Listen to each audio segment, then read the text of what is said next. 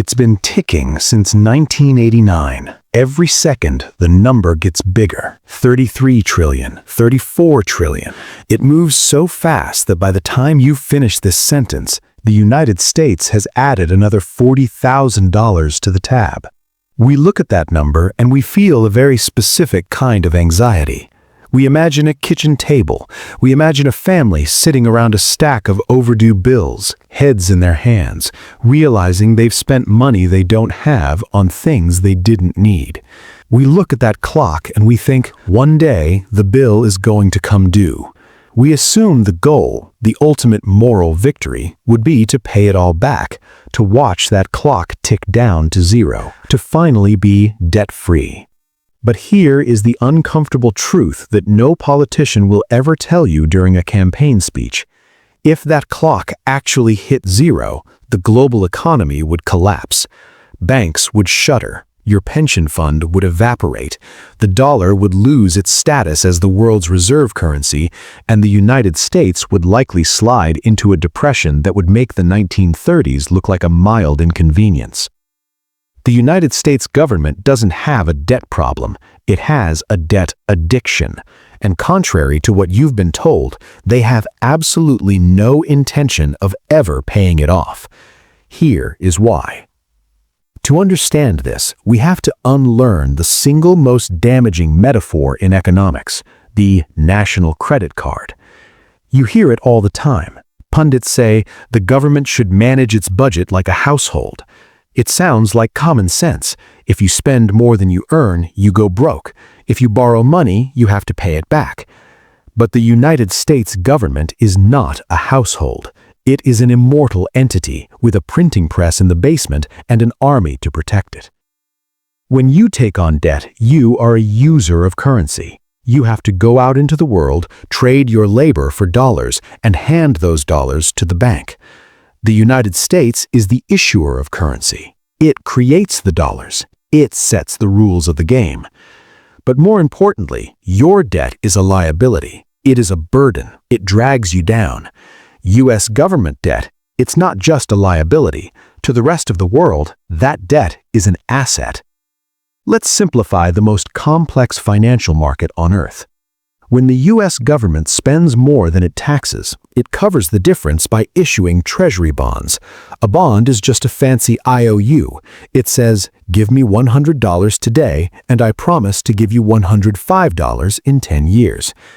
Because the U.S. government has the power to tax the wealthiest economy in history and the machine to print the money to pay you back, these bonds are considered the safest investment on the planet. In finance, they are literally called the risk-free rate. This is the bedrock of the entire global financial system. Foreign nations buy U.S. debt to stabilize their own currencies. Banks buy U.S. debt to have a safe place to park your savings. Pension funds buy U.S. debt to ensure they can pay you when you retire. It is the plumbing of the global economy. Now, imagine we actually did what the politicians promise. Imagine we ran a surplus. Imagine we paid off the debt. If the debt goes to zero, the bonds disappear. Without U.S. Treasuries, there is no safe asset. Where does Apple park its billions in cash? Under a mattress? Where does China store its trade surplus? What does your bank use as collateral to borrow overnight so its ATMs don't stop working?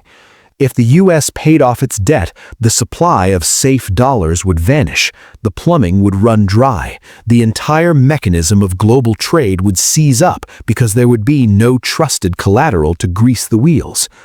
We know this would happen because it has happened before. January 8, 1835.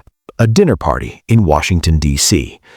President Andrew Jackson stands up and makes a toast. He has done the impossible. He has paid off the national debt, every single cent.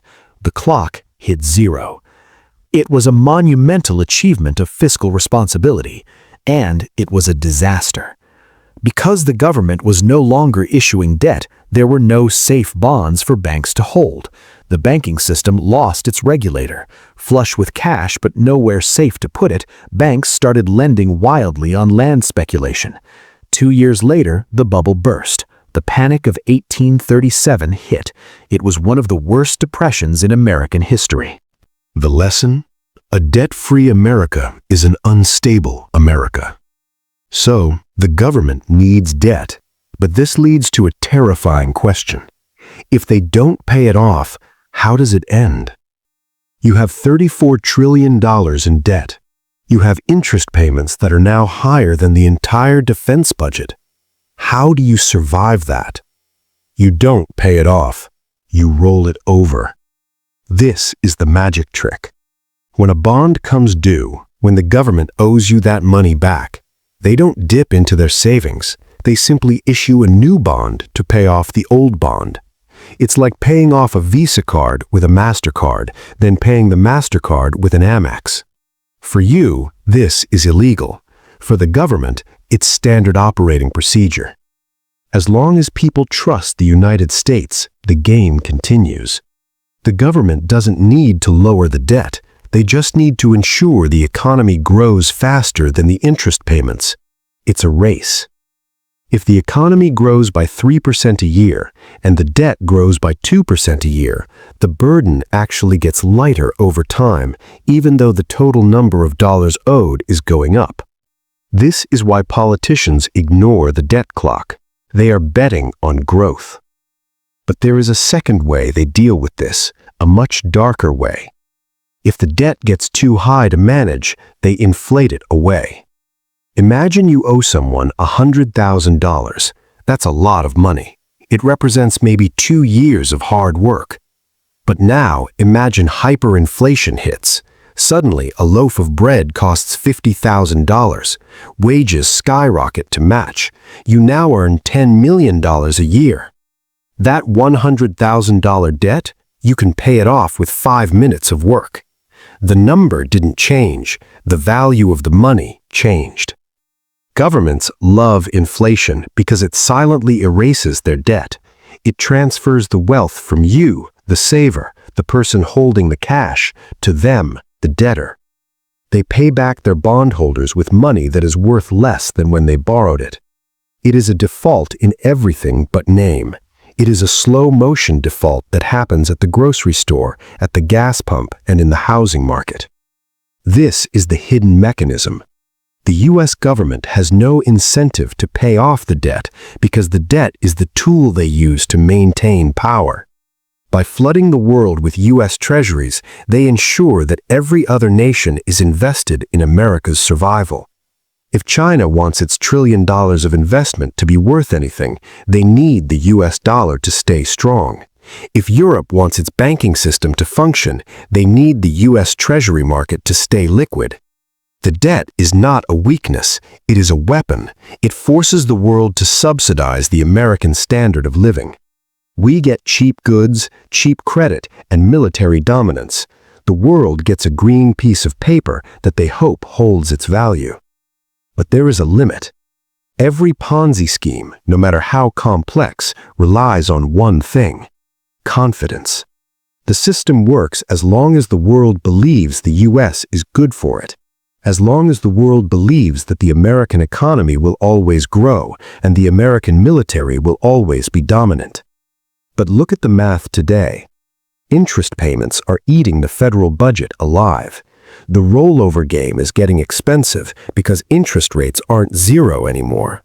We are entering a phase where the government has to borrow money just to pay the interest on the money it already borrowed. That is the definition of a debt spiral. The U.S. government does not want to pay off its debt. It can't pay off its debt, and it wouldn't matter if it could because the system is designed to run on debt. The plan is not to fix it. The plan is to keep the music playing for as long as possible. To print, to borrow, to inflate, and to hope that the growth outpaces the rot.